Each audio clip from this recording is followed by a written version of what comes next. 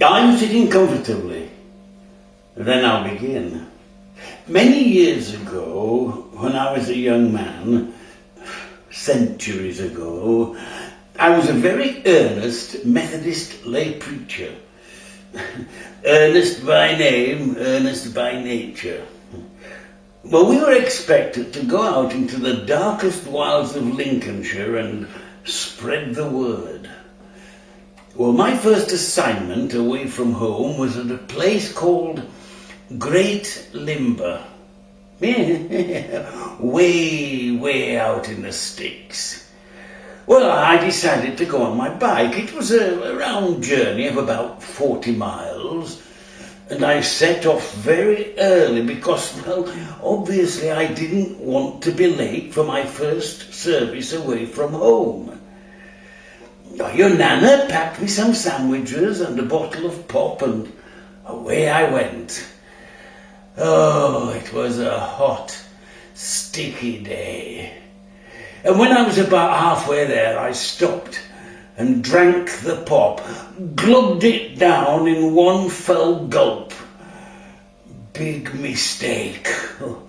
By the time I got to Great Limber, I was absolutely bursting for a tinkle. But of course I was early. There was no one there. Everything was locked up. What to do? Well, lay preacher or no lay preacher, if you've got to go, you've got to go. So I sneaked round the side of the chapel, and I started to deliver my first Methodist tinkle. Well, I was about halfway through the matter in hand, so to speak, when I heard this splashing. I thought, blimey, there's an echo. But when I looked, not 10 yards away, there was this woman, all prim and proper, except she was crouching down, her knickers round her knees, and she was doing what I was doing. Well, we didn't say a word, we just looked at each other with mortification. And I escaped from there as quickly as I could. What if she reported me? I could see the headlines in the Grimsby Evening Telegraph. A lay preacher arrested for indecent exposure in Great Limber.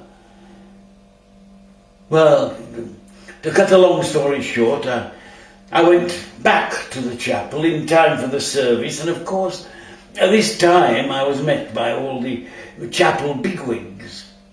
Oh, they said, "This is Miss Ponsonby Smythe. She will play the organ today." Well, it was the woman I'd seen earlier by the side of the chapel. I just looked at her and I said, "I've seen you before, but I can't quite put my finger on it."